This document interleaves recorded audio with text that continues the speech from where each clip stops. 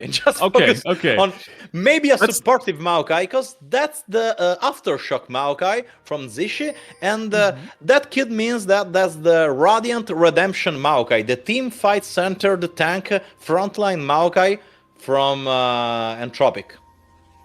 Well, we shall find out in just a moment if the NLC can win another game. As we already mentioned, this is really a make or break match for Entropiq. They need a win to have the doors still open to the upper half of this group and be in the position to possibly make playoffs. On the other side, Verdant, as you already mentioned, Ken, right? Very, very solid start into day one, so we are more than curious to see how this is gonna play out. Early game is the name of the game for now, at least, as we are kicking things off. And let's talk a little bit about the jungle starts here. Bot side for Taxer, top side for this Sissy here. The Maokai could be willing to just full clear right now, considering that you want to play versus the Wukong with your lane pressure, so you want to see if the Azir or the Gwen maybe should force their lane pressure to prevent the Maokai invasion. We have seen a very lane-focused early setup from Verdant, considering the double Doran ring and longsword from the Sivir, so no call from the Sivir on the bot side, no handshake farming lane. They want to scale up through the mythic item for the Sivir as soon as they can. And this is something pretty good if we consider that the Nautilus is a hard timing lane in the 2v2 from the Rakan. On the top side, the Gwen is a perma-prio lane against the Sion, we already talked about that. So Taxer right now is living his little jungle paradise, shifting from the bot side through the top side, because he will be shifting to his most dominant side of the map. Indeed. I'll be honest with you, whenever I see a Sion suffer in lane, I'm okay with it. Outside of that, well, we get to chill a little bit until the junglers really start the action off, right? Yeah, Robocop is forced under his turret. We talked about the style points for Entropiq and how they used to play their topside through the regular season, and now how they're playing their topside during these tournaments. Robocop used to be a very lane-dominant top laner during the regular season, an average advantage on the top side at 15 minutes versus a lot of his opponents, and now seeing Robocop jumping back to the weak side, to the defensively scaling Sion, put on a harsh matchup for him, it's kinda weird if we consider that Zishi want to play this tank Maokai and play for the team fights. Good engage from Danik here. Yep, good solid cleanse to get rid of the Ignite, good return damage from Klai. But all in all, very nice engage that Entropiq was able to find here. But look at Zixi. He's around. I want to dive this. I like the build-up. Early impact on the bot lane. The spell shield gets popped and the root doesn't quite come through, a little bit late. The turret shots going massive as the first blood comes through. The double for the bot lane of Verdant. Errol a little bit late on the TP, but oh my god, did this dive go sour. That's a disaster. That's a disaster right now. There's a buff delivery for the Sivir. It's the red buff, so she will just start regenerating his HP. We have the 1v1, the supportal combat from Klai on the bot side. And yeah, there was a bounce back on the top side, but this is not something you're happy about if you are Entropiq. That dive was a disaster. The main point of the disaster was how they managed to shift the aggro between Zishi and Danik. When they decide to engage, you are diving a Nautilus with a Rakan. This is something you don't want to do if you don't have all your pieces in the right place. And with the Zishi forced to reset the aggro in the first half, with Danik taking the tower aggro and then switching on the Maokai, from the Maokai to the Zeri, and the Zeri dying first, so no DPS left for you, that's when the disaster happened. And of course, this is gonna set Entropiq back quite a bit, right? We talked about how Verdant needs to get going in the early mid game to be able to win those fights against this massive Sion Maokai frontline that you'll have later in the game. And with 2 kills to start it out, especially on a scaling Sivir, oh, they are happy, man. The biggest problem they have now is the CS difference, which is looking quite substantially for Kantos. And maybe we can start looking at the first objective sometime soon. Yeah, now for Kantos it's mandatory to keep the lane pressure high versus the Sivir. It's not easy with half his medic already up to the for the bonus damage on the wave. Zishi is already on the Drake. We have Cly on the side, but we have no pressure and no prior from the Sivir, so this should be an easy objective for Entropiq. But Verdant, I think they want to differ on this point. Well, they do have the ability to discuss this at least. Drake down to sub half. Here comes the Sivir. Good damage on Shizisi. But the Drake down to 800. The re-engage. Nice shuffle. Everyone back into the arms of the ADC. Bouncing boomerangs all over the place. But Taxo gets taken out. The Dragon still not taken. And Entropiq turn around the fight. It's a massive double kill for Kantos, and they might be able to pick up the Dragon, although Zissy is down. The Dragon still up for grabs and is picked up by the Zeri, but another kill going over to Verdant, and Kevo not quite done yet. Will pick up the win. They trade 1-for-1. The dash comes through and Errol can't take it. Oh my god, it is disaster for Verdant. I think those teams got the wrong script for this game. We were talking about scaling, farming, team fights. We are 8 kills into 7 minutes of the game. What? What is happening?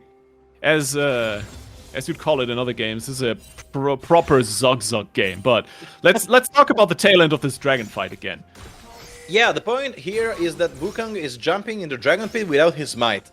So he couldn't heal up on Drake, he couldn't contest Drake, even if the spot was perfect.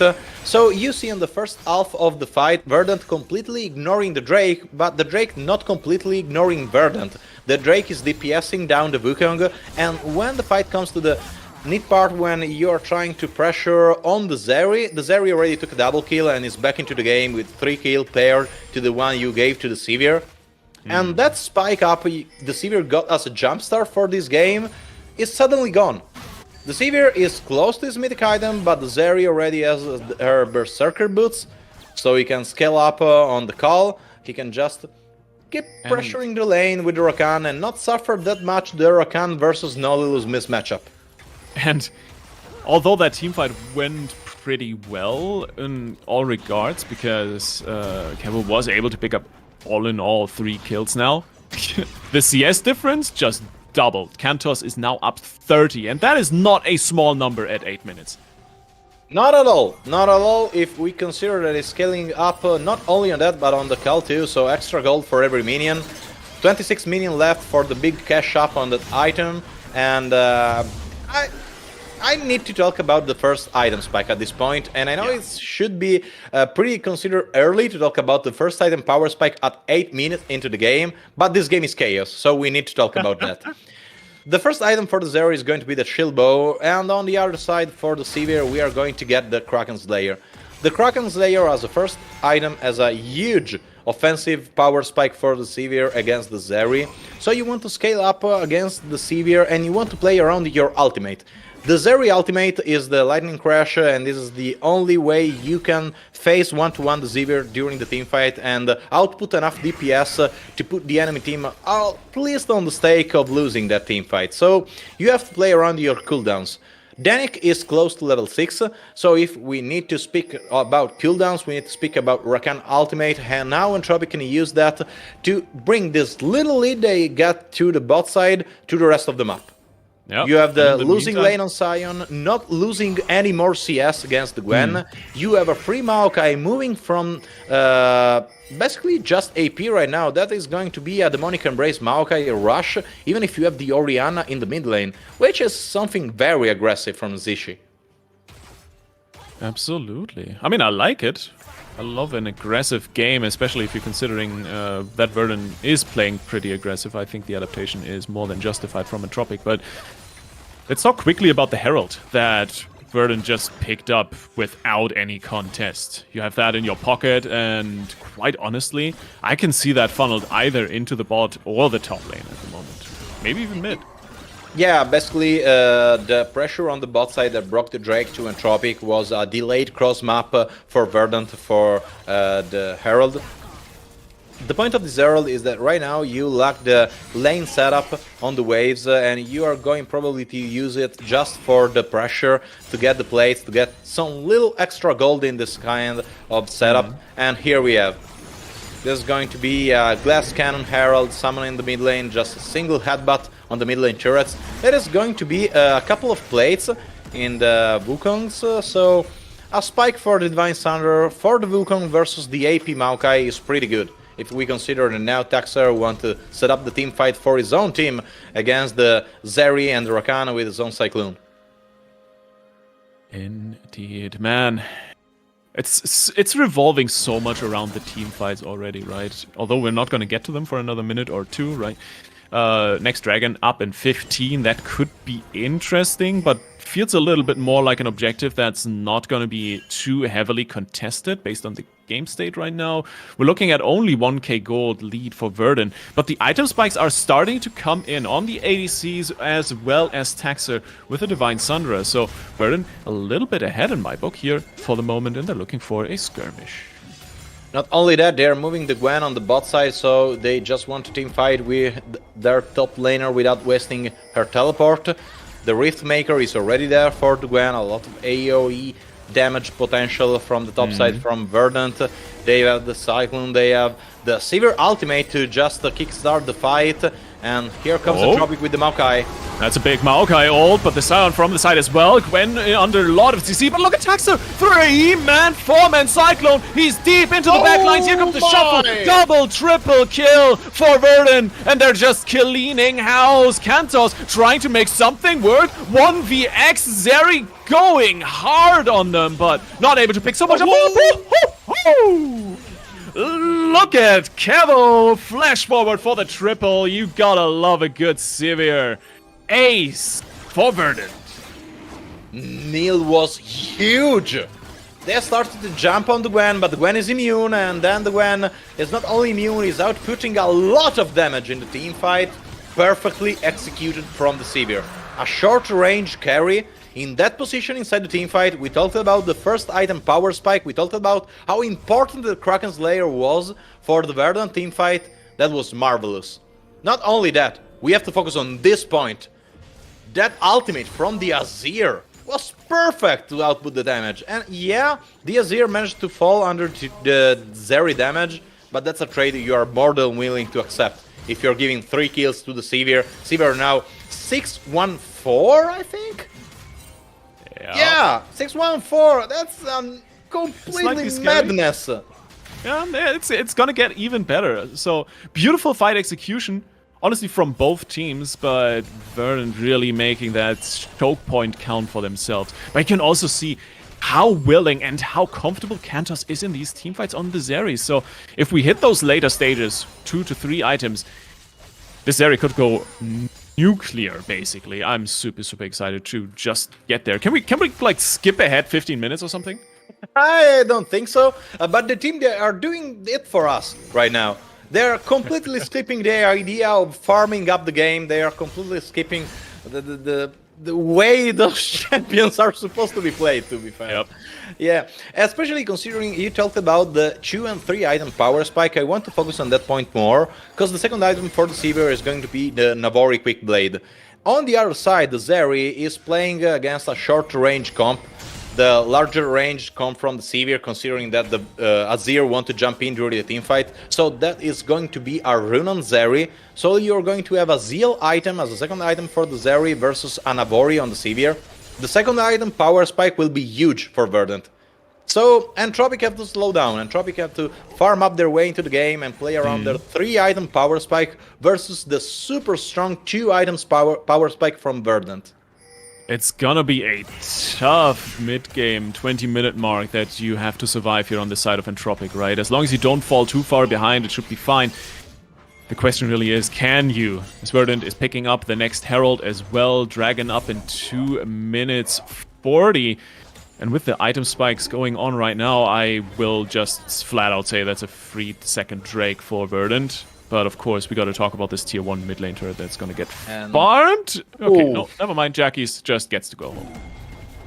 Another summoning on the Herald on the mid lane. They want to open up the map and they want to start playing around the deep vision that you're not going to do that so well if the outer turret in the mid lane is still up. One single basic left, they are defending the turret. Right, they should be able to do so. Perfect. Back on the Wukong, back on the power spikes. No. If I were Verdant right now, I just plant a tent on the bot side river and just wait for my opponent around the Drakes. Those Drake are not important as a neutral objective, are important just an excuse to fight. You want force fight right now versus the enemy composition. If I was Glide Verdant, I'd bribe someone to kill this turret, man. It's actually tilting me. Alright, we got that. Thank you. Minions, MVP of the game so far. Love it. I wanted to focus on Cly, his build. He is moving to the Solari, I think. So more teamfight potential for the 2-item power spike of the Sivir. The Azir is there. I know that's not a Conqueror Azir, that's Comet Azir, so it's not an Azir that is going to scale up as well as a Conqueror Azir with Liandry, but it's completely fine if you are playing from this kind of advantage in the mid lane. I mean, if you have a Sivir shredding everything, do you really need the continuous DPS on the Azir if you can just ult someone and kill the whole team? Well, right now they are playing around the side lane, they are playing around the objective setups as we talked before, so 15 seconds left for the next Drake. The Sivir is close to the Navori and they are moving from the mid lane to the bot side river with Cly, clearing up all the sapling from the Maokai. We talked about how crucial the Maokai was in case Entropiq managed to get the map control on their side, but they failed to do so. So they are now struggling to set up the AP Maokai in this kind of scenario, where Taxer is just outputting his presence in the enemy jungle, and they are fighting with vision, but that's a pretty high-cost vision, considering they're just launching their control ward at their opponents to try to scare them away. Vision game always one of the aspects of the match that is very interesting, but also sometimes a little bit weird. But for now, well, the Drake Pit firmly under control for Verdant. Which, as you mentioned, right, the item spikes a little bit more in favor of the NLC team. But if we're looking at Kantos especially, right, 2 items completed on the Zeri already. Kevo still sitting on 1 and a little bit something. So maybe all in all, Entropiq in not the worst position to take this fight, and they are starting up the dragon. They're pressuring the Drake and they want to face their opponent's close range to just capitalize on the Zeri Runan. The Runan may be weaker, but it's cheaper than a Navori, so they are playing right now on their spike and they engage.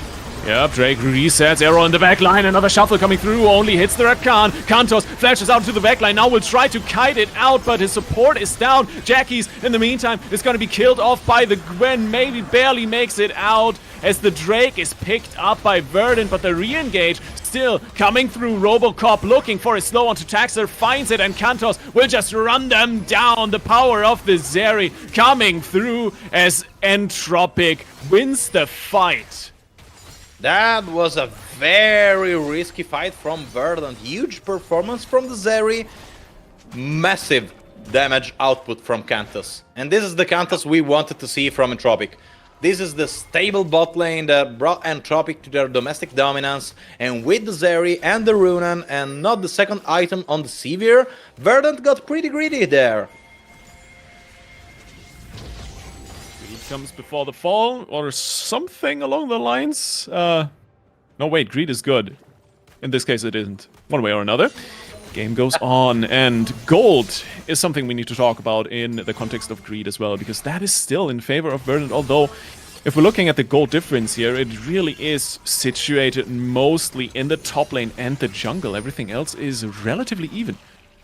Exactly. We have a 7-1 for Sivir on the side of Verdant, and if you look at the scoreboard, you say, yeah, that's Doom, that's Sivir, we are not going to jump over anytime soon. But on the other side, the Zeri has just 100 less gold than the Sivir, already moving to the Navori as well. We have the Coalfield Warhammer on our side, so after the team fight, Zeri popping out 6 kills on our side is huge for Entropiq mid-game.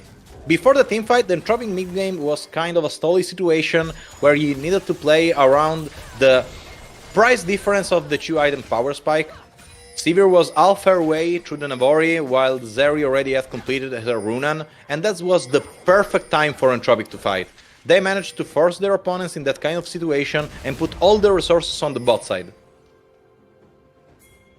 And this is exactly the type of shot calling, the type of decision making that could carry them forward in this group. They're still not out of playoff contention here in the playoffs, or the play-ins rather, sorry. And you really don't want to lose against Verdant here in this situation, otherwise it is mostly over for you in this Group D. One way or another. You have to Baron hope is for a up. miracle after an eventual lose against the Verdant team. And we see Danik and Kantos playing the vision pretty well, removing the enemy vision, putting some on their own. This is the kind of map setup you want to play around the Maokai. The Maokai has his Demonic Embrace already completed, so he's now moving on more ability haste. And I think that is going to be the Radiant Demonic, the classic Maokai we were used to see a lot of time ago. We talked about how Maokai can be a lot of different champions. This is the more battle mage oriented Maokai for them. So not only a stable frontline to let the Zeri and the Orianna put out the damage, but also a lot of dot on his side when you're trying to set up around the objectives. And objectives, considering that now Verdant and Drake are really important, because with all this poke from the Maokai with the saplings, you don't want the enemy team to stack a lot of regeneration on their side. It's always true that you can go with a Morellonomicon on the Maokai, and it's always good with the stat rework that that item went through. You don't want to spend 3,000 of your gold just to set up a Drake that you missed up.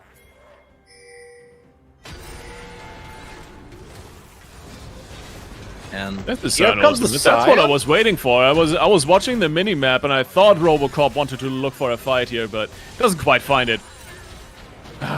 Man, now I'm disappointed. I wanted to see him crash into someone. Well, at least that clears out mid-wave and we're more or less back to the vision war around Baron Pit. And this is a vision war that we weren't expecting Entropiq to win a couple of minutes ago. But right now we see Klai still removing the control wards and advancing in the enemy depth of the jungle.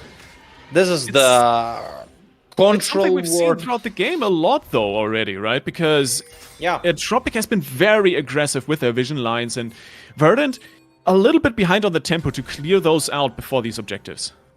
Something I'd love from Riot, to be fair, is a little counter on how many gold were spent from a team on control wards so far. Oh, yeah. Because I swear Entropiq just threw something like 100.5 gold to their opponents in the form of control wards. And here comes the Wukong.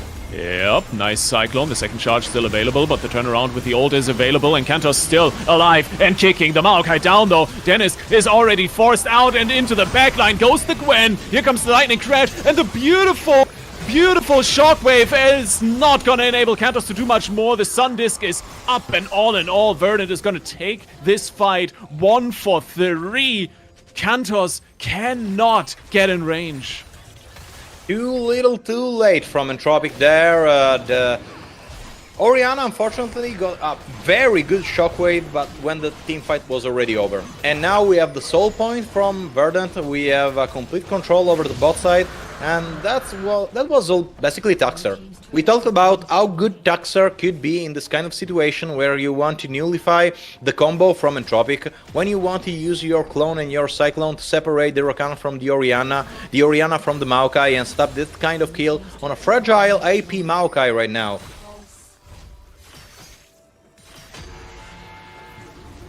At least it's not Krakenslayer Maokai, right? Yeah, that's something we can just put a smile on our face. But I don't know, maybe, Kraken Slayer Maokai, just jump on the enemy carry and mow down the enemy Sivir before the enemy Sivir can mow down your ADC. That's that, man. Why not, right? Why not go for the full-on AD Bruiser build? But if we leave the jokes aside here for a second, we are in this mid-game state where you were talking about the 2-item power spike. That is so powerful for Verdant, right? And you saw that in this team fight, especially Nil on the Gwen popping off, Errol being able to do a lot of work on the Azir. And meanwhile, we're just waiting for some more on Entropiq's side. They need to stay alive, but they're doing a fairly good job at it so far. They're sieging the outer mid lane turret because they need to put the pressure on the deep vision. We talked about before on how many gold Entropiq wasted on this controlled world war on the upside river, and now they're playing around the Baron. We have the Azir on the bot side with the TP up. They want to bait to teleport from the Azir and just bail out from the Baron. Yeah, but no, in a is flank already position. Yeah, Baron down to half. Taxer could go in for a massive cyclone. He's looking for the engage, gets slowed away. Can't quite connect. Great command dissonance here from Jackie's. But Errol also looking for an angle, and Entropiq gets forced off the Baron. But you can see how powerful these guys are already feeling, and they're not even on their prime power spikes. Yeah, I think Entropiq should be scared of fighting around the objectives versus their opponents, because we talked about how good right now Danilo and the Taxer could impact the teamfight directly. You are playing with a kind of wombo combo that is very difficult to set up versus the Wukong and the Gwen. The Gwen is immune, that's something unfortunately we all know, so the Gwen can just be the frontliner and just output her damage as we saw in the previous teamfight around the mid lane. Next, you are trying to lock down the backline, and that's Sivir with a spell shield, so the only way you can reach the backline from a safe position from the Entropiq side is with the Maokai ultimate, and the Sivir is just going to spell shield that one and defend their opponents, and we have the Rakan. Yep, then it going back into the backline, trying to find some engage. Kelvo's there, untouched on the side lane, but Klaj goes down. And that is exactly what Entropiq was looking for. Kelvos can still do a lot of damage, but so can Kantos and Jackie's. It's a back and forth, but Entropiq is going to be able to take down this tier 1, take control of mid lane, and force the game state further into their advantage. This is not how Verdant wanted this to pay out for them. Yep. Their Rakan engage was pretty good. They managed to separate the enemy frontline from the enemy DPS, and basically they busted the Nautilus before it's too late. Oh, I love this. This is kind of They're just rushing down the Baron. I'm on board with this because Zixi is around the corner. He could go for a steal, and this is going to be exciting. The smash comes through 1.8. He goes in and doesn't get it. Gets back out though. Nice flash out of the pit. Saves himself. Nonetheless, Verdant get the Baron. Was that a flash out of the pit? I think the Azir jumped the Maokai out of the pit with his ultimate. Maybe that as well. He one way he got in, one way he got out. How exactly he did it, I really don't care. This was so weird. I saw the Maokai jumping out of the pit, and I was like, wait, what happened? The Maokai can't do that. The Maokai is not equipped with dashes on his kit, not to jump around the walls. So let's see again what happened here. They were mowing down the Baron, they are baiting the enemy team to jump in. We have the flash from Zishi, and then... it was the Azir. It was the Azir that basically saved the Maokai, doing him a huge favor. Yep. Well, Verdant still can't complain about the results, so Baron power play coming through with, of course, a Sun Disc in the middle of the mid lane. Tier 2 turret is going to be a formality to pick up. Oh my god, that turret is melted, shredded in a heartbeat. And I don't think this base is going to last much longer. Robocop looking for the ball delivery system. Is getting knocked up by Taxer, kept back, and Nil is getting caught out. Nice Cyclone on the side here, but still, this fight is not going the way of Verdant. Here comes Kantos over the side, just dashing and sliding over the wall. He's grinding in the truest sense of the word, looking for the re-engage. The offensive Zhonya's coming through. Kevo trying to turn it around, but everyone is still alive. Arrow makes it happen. Massive. 3 goes in for the dash, finds the double, the triple. Can he get the quadra? That's the 4th one. Mulls turn it around. Can he go for the penta? It seems like Robocop is resisting arrest, but look at that. Errol saves the day. That was massive from the Azir. Marvelous, really, from Verdant. And now Errol with the TP is looking for his penta. He still is in time. Oh, he's going for it. Yes, Robocop. Forces the flash. Doesn't quite get it. Is he fast enough for the penta? There it is. Ladies and gentlemen. Day 2 getting hot here. Oh my. A mid-game pentakill from the Azir? This fight was a disaster in the beginning. Neil was out, Tuxer was out, it was a 5v3, and Errol, perfect position, perfect ultimate, perfect click on the Sand Soldiers, and then all that damage. We talked about how good the Azir was in this kind of situation with the Liandry. Well, that's a pentakill to confirm that. That's how you do it, still retaining one Baron buff as well. They picked up the Ocean Soul in the meantime, so if you thought Verdant wasn't doing too hot before, well, now they're doing really, really good. And all off the back of Arrow. Fantastic game so far from the mid laner. On the other side, all eyes on Kantos. He's trying so hard to carry his team, and it's working to an extent, but it's not going to get easier from here on out. On the hunt. Well, if you manage to zone out the Azir and focus on the Zeri without undervaluing the damage output of the Azir has a Rabadon, has a Void stuff, that's not something you can play around.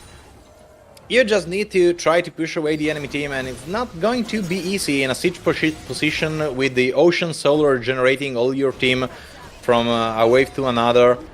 The Maokai is not doing much versus this kind of soul, we talked about that before. That's a low budget Maokai. And that's not even the shade of a Grievous Wound item on the side of Entropiq. Yep. The anti-heal is a little bit problematic. Of course, the tier 2 is also a problem for Verdant. That's going to fall in just a moment. 4 items, though, on Kantos. And quite honestly, I don't think itemization matters too much on anyone else. It's really all about the execution around this Zeri.